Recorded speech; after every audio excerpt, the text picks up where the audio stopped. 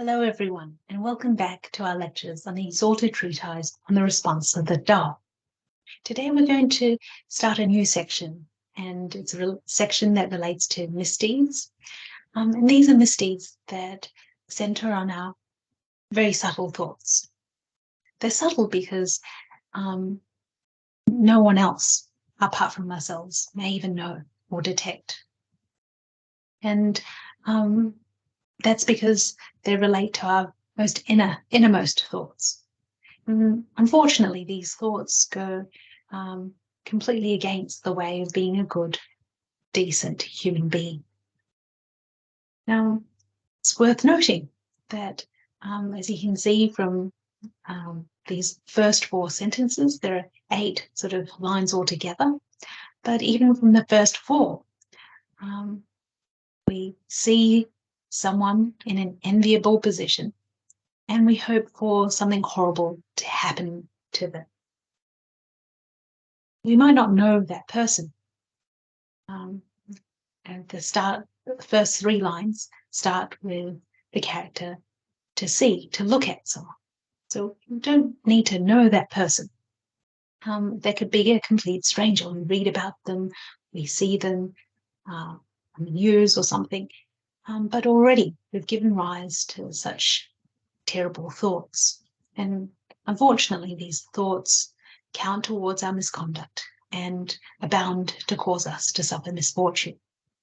And it's interesting to notice that the character for C is made up of the character for person, and in the place of the person's head is a sort of an eye, sort of side on.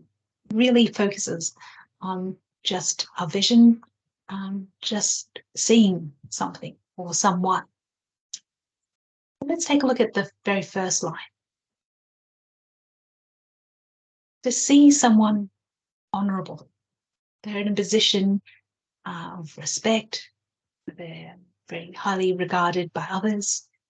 And what does a person do? Well, they hope that they suffer downfall. If we look closely at the Chinese characters for down, that's been translated here as downfall, and refers to the circumstance of officials in pre-modern China who might suffer demotion. They might be demoted to a lower position or completely banished, exiled from the state altogether, banished far away.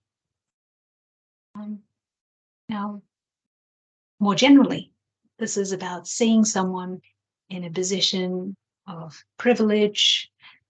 People admire, look up to them, they're honoured, and hoping that they lose this honourable position.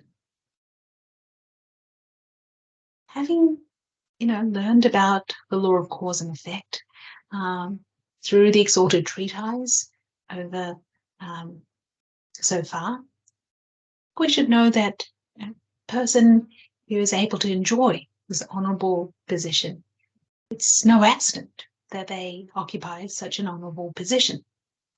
As they say, what comes around goes around.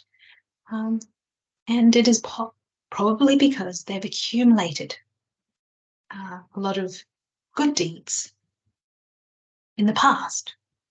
Maybe they've even done so over several lifetimes. Maybe, the whole family, including the ancestors, have accumulated the good deeds, the merits for them to enjoy this honourable position today. And this could have taken place over many generations in the family. So it is no accident that they are in this honourable position. And, we should be happy for them. We should learn from their strengths. Maybe not so much the honour and fame and glory, but certainly from the fine cultivation of good moral character that has led them to enjoy such a positive outcome. This is something that is worth emulating. Now, it's important to note from the outset that giving rise to such negative thoughts, hoping that they suffer misfortune of losing their honourable status, might not cause any detriment or harm to the particular person. After all, we don't know them, they might not know us, but even just these most subtle thoughts are bound to cause misfortune for ourselves. So hence the Exalted Treatise is really alerting us to these subtle innermost thoughts.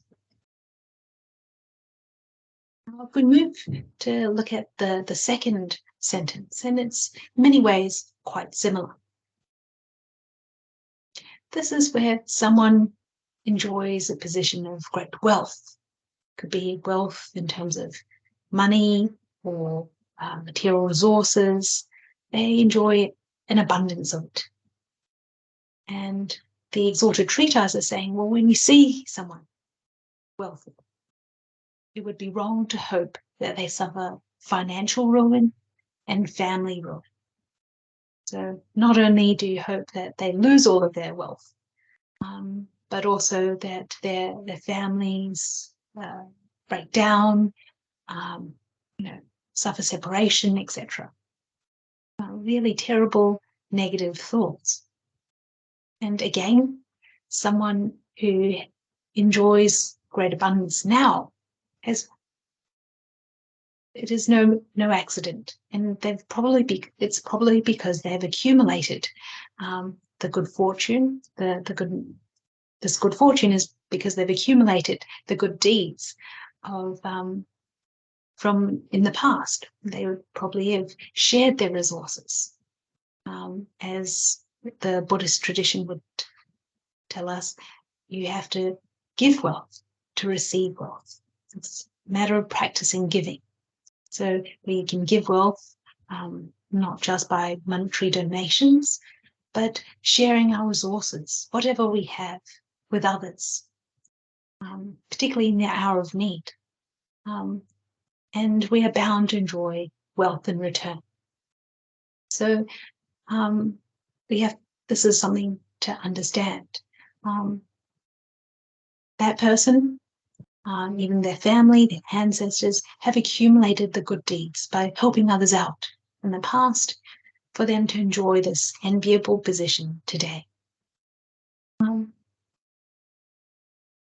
The other point to take away is that they have gotten into this position of great wealth, probably through their own hard work in their business, their perseverance in their career. So they have accumulated a lot of money. They've probably saved up over the years to preserve that wealth. So through their own hard-earned efforts, they have become wealthy. And on either their cultivation of good deeds, good moral character, or their hard work and their saving, and these are all strengths that we can learn from. If that person has gotten wealthy because of ill-gotten gains, these are where they have profited from fraudulent behaviours, cheating, taking advantage of others, then again, that is no grounds for us to give rise to any negative thoughts. We should know that these ill-gotten gains do not last. They could be washed away by floods, burnt by fire, affected by natural disasters or man-made misfortunes, like being taken away by thieves. It could be that they become depleted through suffering illness and the terrible medical expenses, or suffering litigation, being sued and having to fork out in legal fees, or even having family members who spend it all. So these ill-gotten gains unfortunately don't last, and that's we don't have to give rise to any negative thoughts. Certainly not that we hope anyone suffers financial ruin or family ruin.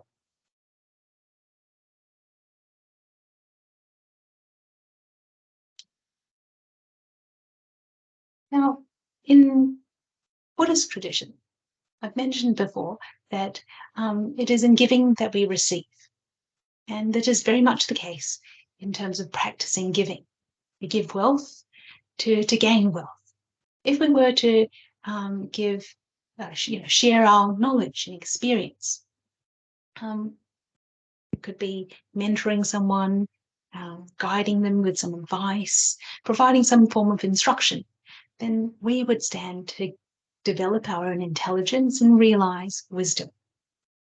If we sought for good health and longevity, then we should practice giving what's known as fearlessness, where we help another person to feel less worried or afraid. It could be reaching out and ensuring that they are okay. It could be as simple as helping someone onto the bus or across the road so they don't feel afraid of falling over.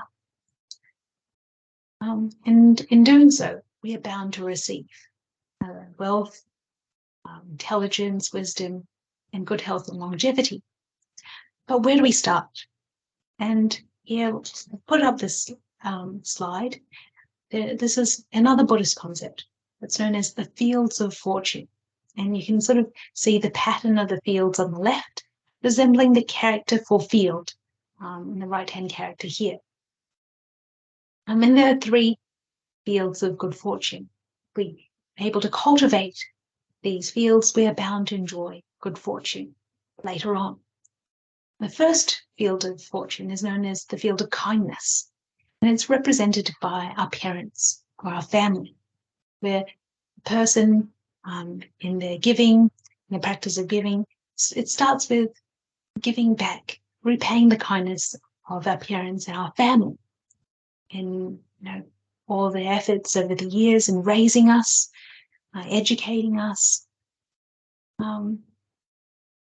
We should be mindful of the kindness of our parents, all of our family elders, and give back in terms of loving, honouring, and caring for them, supporting them in their older age, etc. So this is about cultivating the field of kindness. There is a second field of respectfulness, and this is represented by teachers, especially teachers, not just in terms of teachers of science or maths, but teachers of the foundational education of moral character. And in particular, in the Buddhist context, it would refer to what's known as the 3 jewels: the Buddha, the Dharma, and the Sangha. And the Buddha was a human being who realized his enlightened self-nature. And, his example and his words have really show us the way to do the same, to realize our own enlightened self-nature. The Dharma refers to the sort of recorded teachings of the Buddha, the scriptures, the precepts, and they help us to return to the right understandings and right views that we need in order to realize our enlightened self-nature. And finally, the third jewel is what's known as the Sangha. And it is a community of people who are dedicated to learning and practicing the Buddha's teachings. They don't necessarily have to be monastics. They could be lay people. But the defining characteristic is that they're dedicated to learning, really living out the Buddha's teachings. And they provide us with the fine example of living with a pure heart, pure mind. And so they're considered 3 jewels because they're treasured. They're very special in that they can really help us transcend the suffering of rebirth, reincarnation, lifetime after lifetime after lifetime. So this is about cultivating the field of respectfulness. We want to repay the kindness of our teachers in following their instruction, following the Buddha's teachings, and really living it out in our day-to-day life. In other respects, it is looking out for our teacher in much the same way as we would do for our parents and our family elders. And finally, there's the field of compassion. And this is where we show our kindness to all living beings in suffering. And in doing so, in practicing giving towards parents, teachers, people in suffering, whatever hardship, then that is how we cultivate good fortune later on. So this is worth thinking about. Yes, we see people around us who might be in honourable positions, positions of authority, great power, highly respected by others, or they could be enjoying great wealth, an abundance of everything that you would want or need. But not to give rise to envy or such negative thoughts, but to learn from how they've cultivated to be in such enviable positions. And having confidence in the law of cause and effect. As they say, we only get what we give. Okay, these are the first two lines. The next line is where we see someone attractive, could be a man or woman, and we think of seducing them. So, having a secret relationship with them. This, and it's worth noticing that this is a misdeed. The trouble starts with this misdeed from the very first thought. So the Exalted Treatise really alerts us to catch our thoughts before it develops further. And it's not too hard to imagine that these sorts of thoughts lead us to other poor thoughts and, misconduct. For example, it could be thoughts of fantasy, craving for affection, resentment and jealousy when things don't go the way we would wish. And there are not only personal detriment, but social detriment. So these sorts of thoughts consume our energy. It leads to poor health, as well as, it is harmful towards our quiet merits, our good fortune. It would cost our reputation, and the reputation of our family members, the people who know us, our friends and family. And not only that, but it sets a poor example for the rest of society, all the people around us. What we think inevitably transpires to our body language, what we say, how we interact with others, and it sets a poor example, particularly in this day and age where everything is so sexualized, becomes almost normalized. But the Exalted Treatise here reminds us that it is wrong to even give rise to these thoughts, let alone taking action.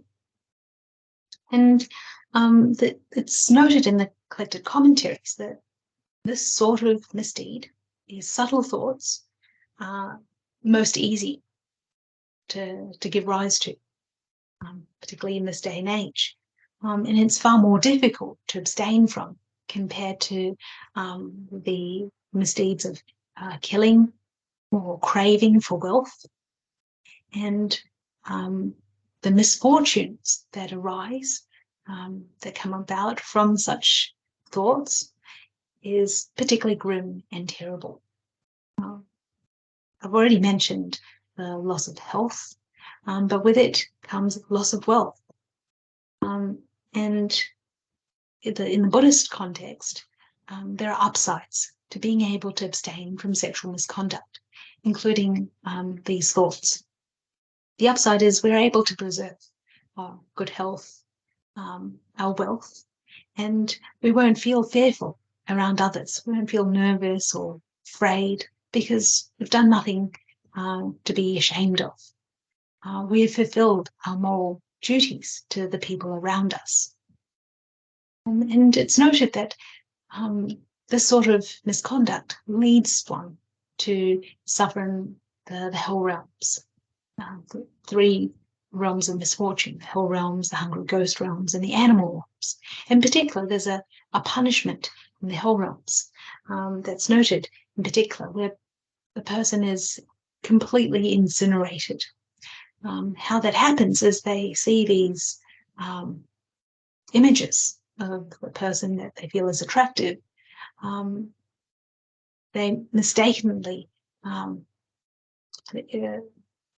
mistaken fiery, hot, burning columns for attractive people. And when they reach out and embrace that person, they're embracing this fiery, hot column and become completely incinerated.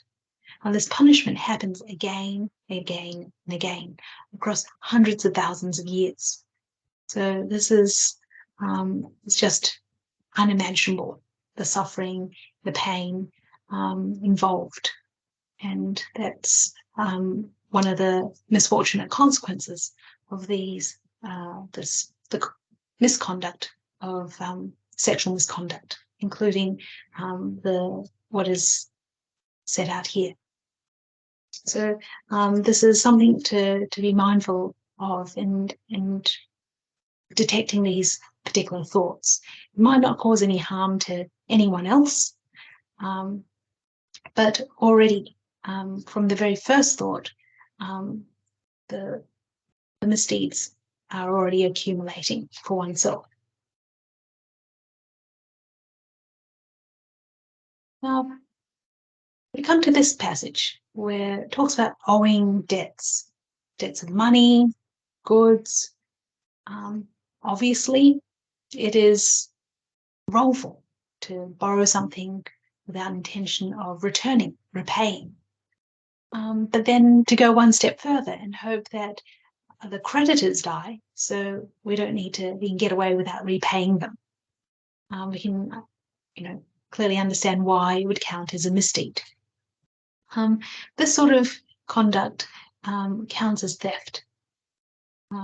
Theft is interpreted very broadly, especially in the Buddhist context, and it would cover anything where there's property that belongs to someone. It could be an organization, it could be a government, public property, state property. And any time that we use or appropriate or take that property, that would, without permission, that would be theft. So it's almost a no-brainer that where you owe someone money or goods, and you have no intention of repaying that would also be theft. In wishing that the creditors die early, thinking that the debt would disappear. Well, that doesn't happen. Whether the creditors die early or we pass away, if we haven't repaid the debts will remain. And it's recorded that these sorts of people will be reborn as animals to work off the debt to their creditors or to be sold to pay off those debts. So there are terrible misfortunes lying in wait. What we should be doing is, if we happen to borrow money or borrow goods, we should repay the money, return the goods on time, if not earlier. And if we're ever in the position of, sometimes it's not that we're short of cash or goods, but we're in the position where someone has left their money or goods with us for safekeeping. Well, what we should be doing is not tamper with that in any way, that property in any way, and be ready to return it as and when it's required, in full, on time. And there's a historical account. I can stop sharing for a while. There's a historical account that relates to, comes from the Han Dynasty, so over 2,000 years ago. And there was a governor, so a very person in a high official role. They had a high salary, and over the years they had accumulated a considerable amount of savings. It's recorded that he accumulated $1.3 million in cash. And this governor is recalled to the capital. And so, in those days, travel was very difficult, not also dangerous. And so he leaves these savings with a friend, fellow colleague, local official at the prefecture level. And years pass. The governor doesn't return, and he actually passes away. But on his deathbed, he tells his only surviving relative, who was a grandson, 9 years old, that he had left 300,000 cash for this person, this place. And so his grandson would be able to claim the money one day. Years later, when the grandson grows a bit older, he does in fact, find that person. The person's name was called Yan Chang, and ask for the money back. And Yan Chang, it's recorded, he was so pleased that to see, to be able to return the money, but also sad that the governor had passed away. But he brings out the money, and there was 1.3 million, so 1,300,000 in cash. And the grandson, makes a point that I only know about the 300,000. My grandfather only mentioned 300,000. I would not dare to take any more than what is rightfully mine. So at this point, you can imagine Yan Chang could have said, well, actually, yes, you're completely right. It was only 300,000, must be my mistake. The rest of the money really belongs to me. He could have taken advantage, but he didn't do so. He assured the boy that this was all of your grandfather's money. On his deathbed, he was ill at the time, and he might not have gotten the figures correct, but I can assure you that this was all of his money and it rightfully belongs to you. And so he returns all of them completely, as it was in their original condition. And the boy is much moved. It's recorded that through this particular good deed, Yan Chang, he ultimately rose through the ranks of officialdom and ends up being a regional inspector. So quite a high-profile role. So this is, just one positive outcome from his good deed. Just reshare my slides. So where we owe debts of money or goods, shouldn't be hoping that our debts go away, that our creditors die early, but we should be aiming to return the goods in full, on time, if not earlier. Now, the first four sort of misdeeds related closely to our innermost thoughts. They're very subtle. The next 4 lines of this particular section are not so clear-cut. In fact, as you can see from the words, the person is cursing as well as resenting others. They're criticizing others, laughing at them, belittling them. This is where those subtle thoughts have started to translate into actions, into real conduct. Let's take a look at the first line here. And it happens where we've asked someone to do something for us. It could be something big or small, but for whatever reason, they haven't been able to do what we've asked. And the Exalted Treatise here alerts us to the fact that it is wrong to give rise to resentment and even curse another person. So cursing is to sort of wish out loud that they suffer some horrible thing happens to them. You can sort of start to see that the sort of angry reaction is completely unreasonable.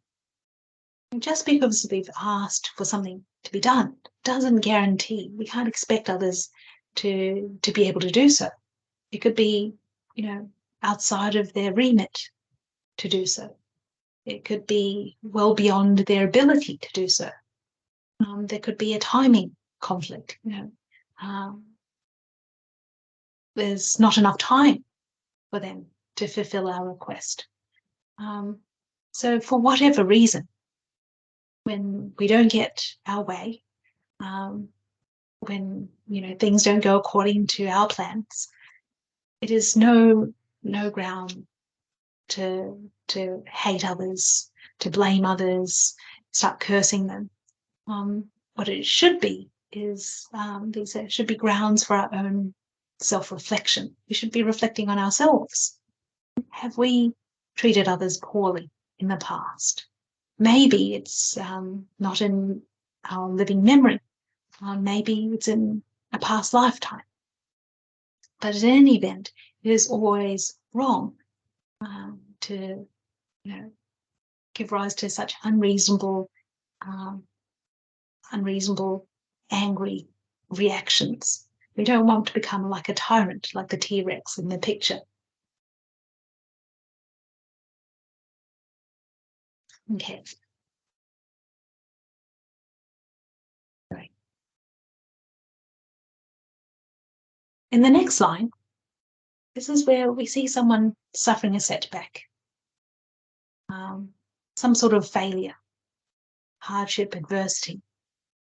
And we, as people say, we rub salt in the wound. We criticize them for it. We might spread rumors, gossip about them. We blame them. We say that, well, it's their fault. They deserve it. And in some ways it's almost related to the first two lines that we read about, where we see someone, going through some good times, they're in an honorable position, enjoying great wealth, and you wish for something horrible to happen to them. Here, something horrible has happened, and we blame them for it. We say that they deserve it. Well, where is the sense of understanding? Not talking about love and compassion and humanity, but basic empathy and understanding for someone going through difficult circumstances. Doesn't help anyone to criticize others, hitting someone when they're already down and out, just making matters worse.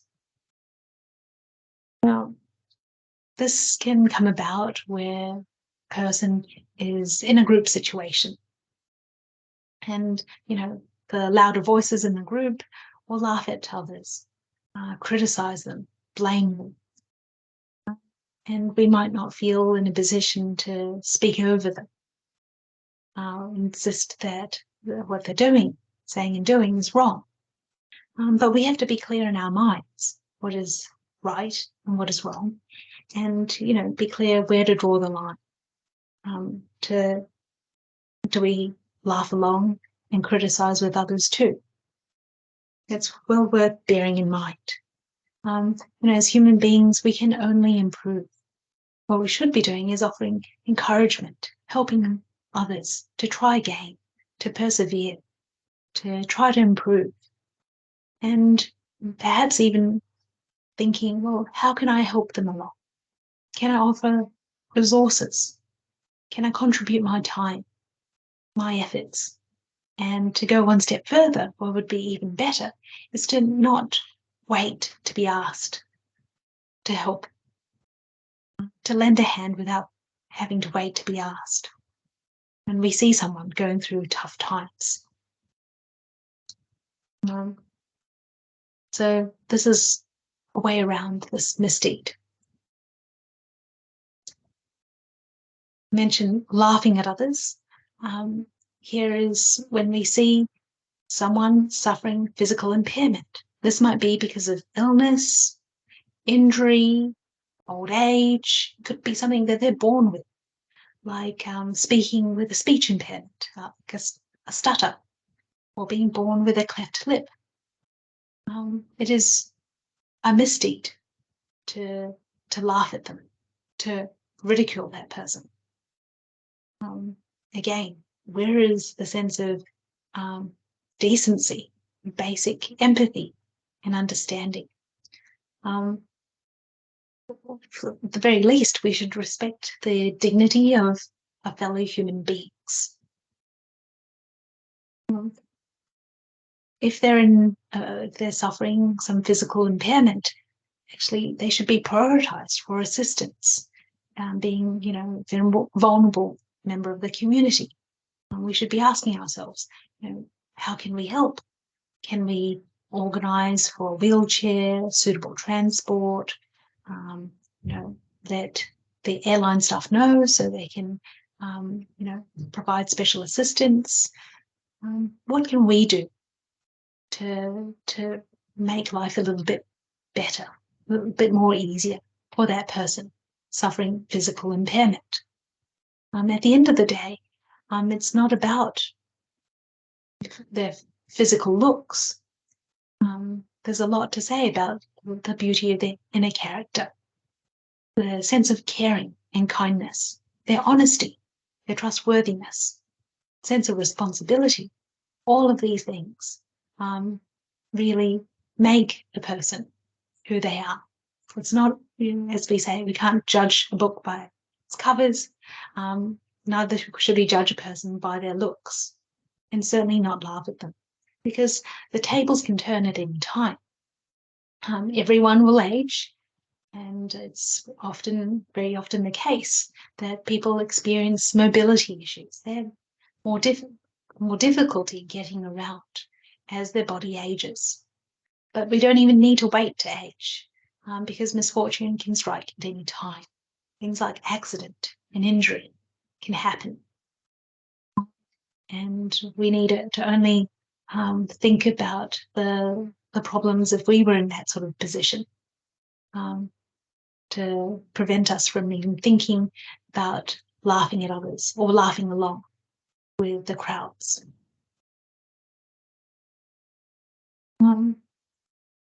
So that's seeing someone suffer physical impairment and ridiculing them. Now, the last line of this particular section is to see someone of laudable skill. What that means is they have some skill, talent, ability that can really bring benefit to the community, to society. And if we see someone of commendable skill, we shouldn't belittle them. We shouldn't discredit them.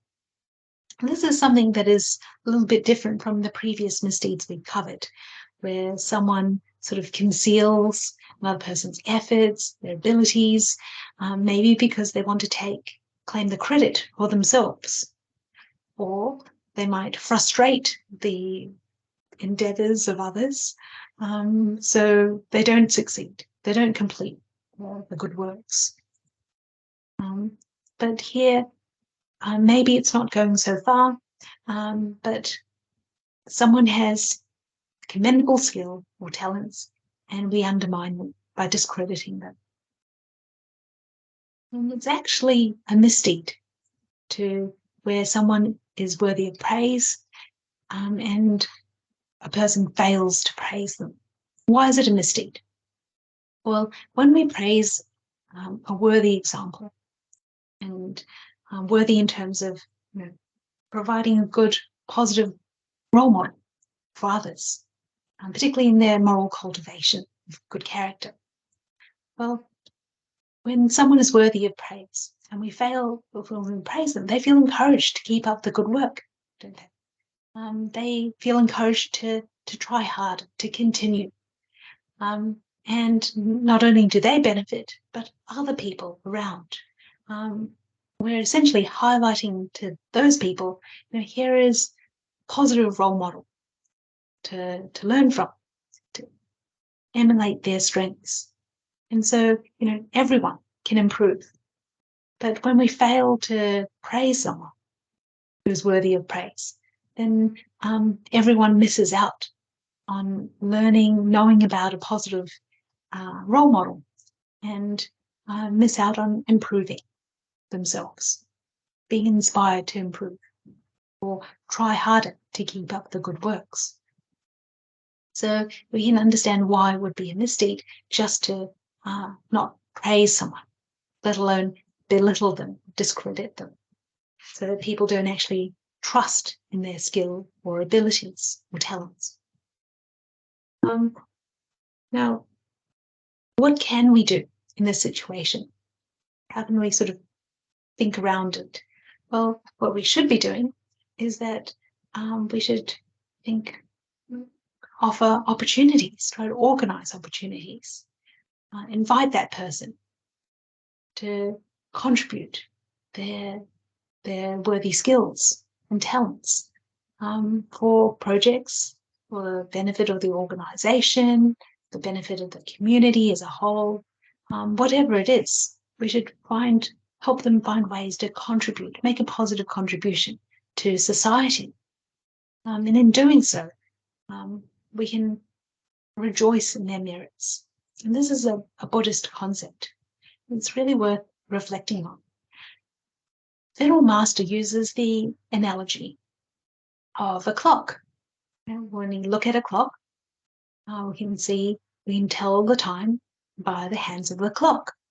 And we could say, everyone knows that we would rely on those hands to tell us the time. We rely on the clock to tell us the time on time. But behind the clock face, there's a whole lot of other parts to the clock that, make the clock work.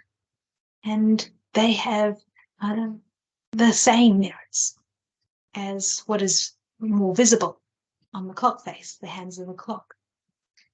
Now, when we rejoice, when we're happy for someone, when we praise someone, encourage them along, or even better, contribute our efforts, our resources to helping them succeed in their endeavors, we're rejoicing in the other person's merits.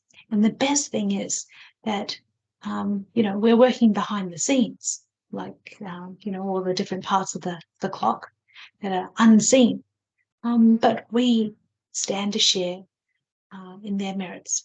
Whatever merits they accumulate, we gain an equal amount just by praising the other person, just by encouraging them along, and just by contributing whatever we can to their efforts, their project, and the hopes that it can go ahead, they can succeed.